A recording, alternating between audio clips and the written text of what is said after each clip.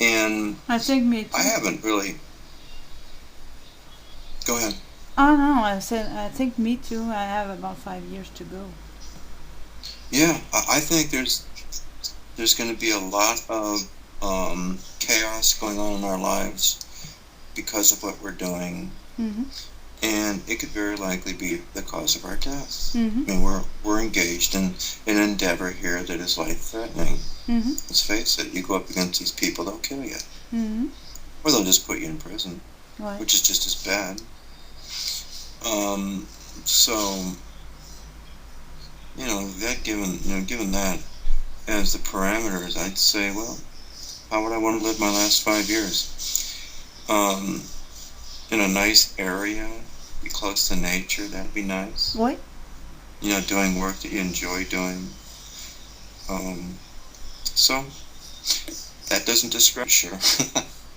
Is there a better deal somewhere else? Yeah. Mhm. I think we can do it because you are multi-talented. You have the ability to do a lot of different things, and you're extremely ambitious.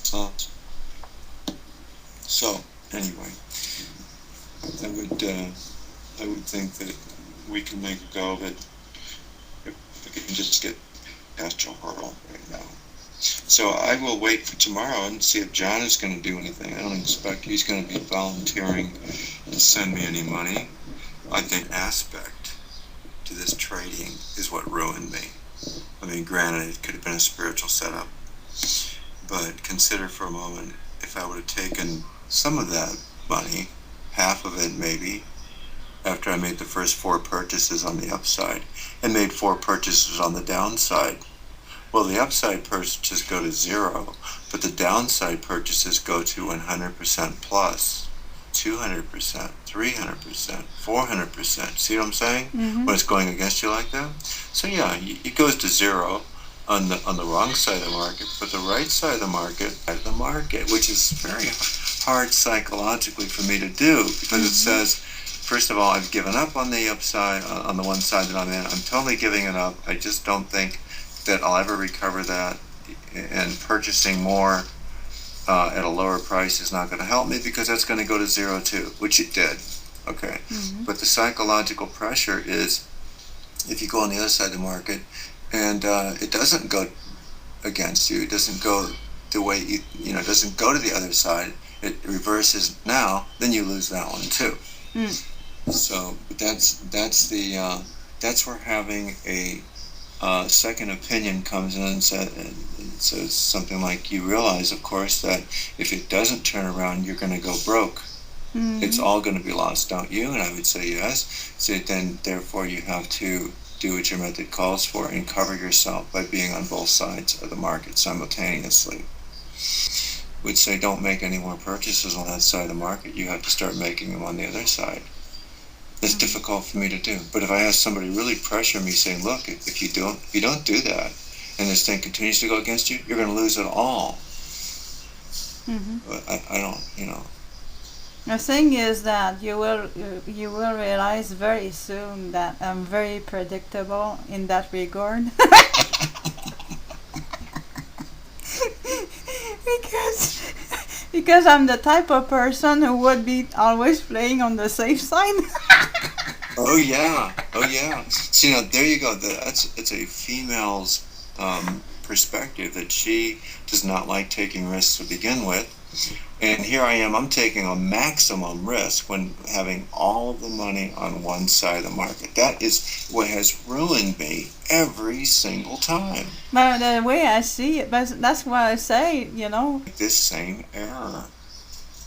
I usually do pretty well at first. I usually do, make a lot of money at first, but then I get stuck in a trap when the thing starts to go against me, and I end up losing the whole amount. See, and then I make an enemy out of them, and they never come back again.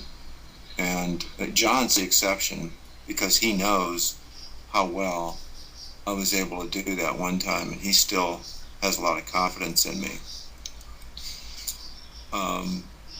But the other people know they don't really believe that because it's such a high risk. I mean that is the highest risk thing that you can do.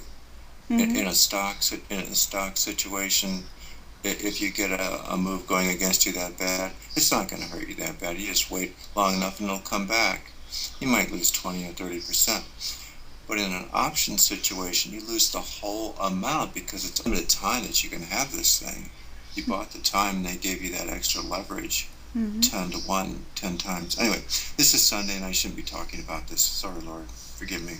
But I think he understands. Because let's talk about something else. You just wanted to... the world's best financial market analyst. I personally believe that I am, simply because I have a good track record in terms of predicting market turns and the Dow Jones. But when you're trading these short-term moves in an options market, wow, and if you don't have a really good safety check on it, even the best trader in the world could lose his money. No way. But as far as predicting the market, now we've got this Dow situation, which is stalling. I'm sure you're not keeping up with it. I really don't keep up with it very much, other than to check the price when I start the computer in the morning, and then again when I quit at night in the afternoon. But yeah, it's pretty much holding there, and I said it was going to start tumbling in July, and it looks like it will. So that was a forecast that I made clear back in March, which is excellent, really, if you can predict it that far in advance, some 4 months in advance, what the gold market's going to do in the next, 24 hours, which is what I'm doing with the option thing. So anyhow, yeah, I was thinking, but this is not something that I can guarantee because, I'm not working for this publisher. But I thought to approach Omega. Oh, it's called Omega. There is a word I'm missing right now. But it's it's a publishing house. And it's located in Brazil. In where? Brazil. Where? Brazil.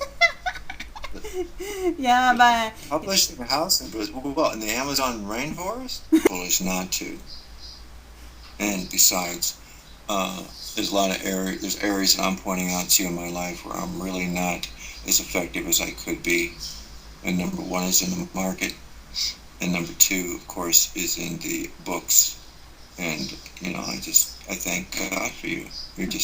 You're a godson. I thank God for you too. So you have a wonderful night. And relax. I don't want to hear you being distressed anymore over me suddenly departing from you. I'm not. Okay? Okay. And I don't want you sleeping in your car. We're going to get a better situation than that. Just be a little more patient. Okay. It's too bad we can't advertise more on Craigslist. You know the rules. We cannot advertise in Ohio for the trading tutorial, but we can. And we do have a few other email addresses that do not have phone authentication yet, and I know you can't do that until you cross the border. And basically all your advertising, the only place you're advertising is New York City and Chicago, right? That's about it. And I'm getting the same flakes coming through every time. But I don't know. We need a few more cities out there. Thing is, eBay, if you could advertise on eBay for those services, because that's global. Craigslist is just one city. You may want to think about that. Yeah, we'll talk about this. Yeah, okay. Okay, Martine. Yeah. Well, God bless you. Take care. God bless you. Take care. Merci. And say goodbye to Biggie Switch for me, okay? Okay. Give him a pat on the head. Okay, good night. Good night. Bye. Bye-bye.